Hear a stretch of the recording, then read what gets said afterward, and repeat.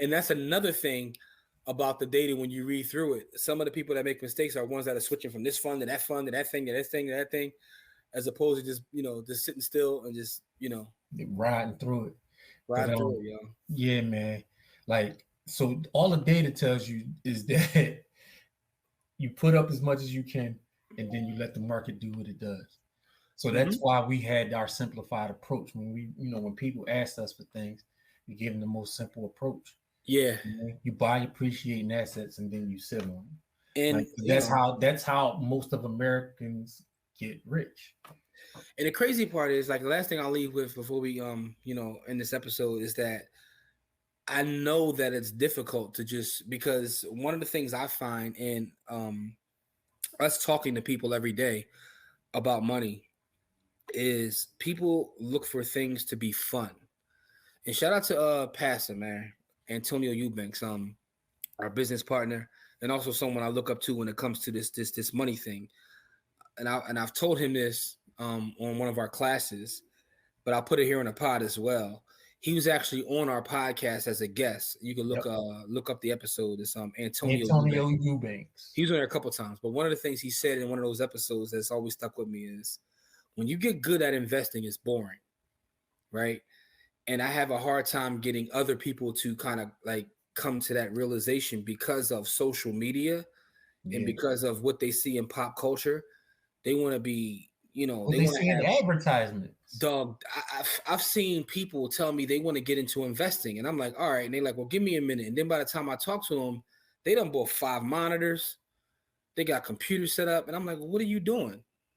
I'm trying to trade and invest. I'm like, so what you got all these monitors for? Just go to buy the S&P and mind your business. Like, what are we doing here, right? Yeah. And a lot of it is because of marketers. Marketers ruin anything, right?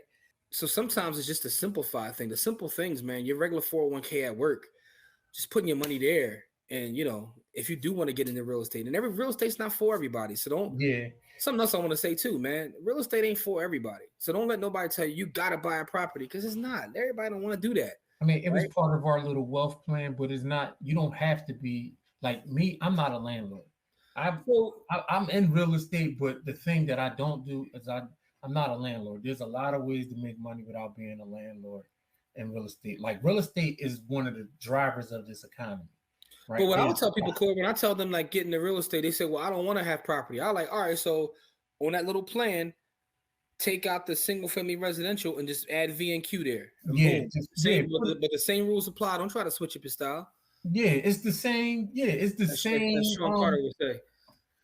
Yeah, it's the same thing. It's people want flashing lights and want to be, they gotta stun on folks, because that's how a lot of people make their money, by stunting on people.